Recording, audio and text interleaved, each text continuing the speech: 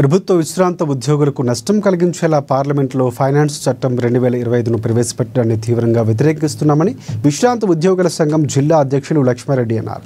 Finance చట్టంను వెంటనే ఉపసంహరించుకోవాలని demand చేస్తూ సంఘం ఆధ్వర్యంలో సోమవారం ర్యాలీ నిర్వహించారు. సంఘ భవనం నుంచి ప్రారంభమైన ర్యాలీ కలెక్టరేట్ వరకు కొనసాగింది.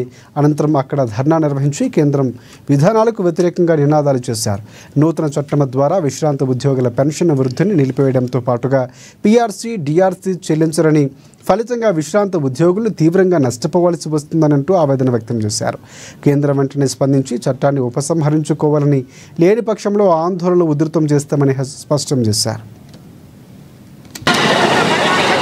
23/6/25 రోజున పెన్షన్ సవరించిన పెన్షన్కు విరుద్ధంగా మరి కేంద్ర అసోసియేషన్ యూనియన్ పిలుపు మేరకు అన్ని పెన్షన్దారుల సమైక్య నేడు ఒక కలెక్టర్కు ప్రధానమంత్రికి కలెక్టర్ ద్వారా మెగా మెమోరాండం సమర్పించడం జరుగుతున్నది.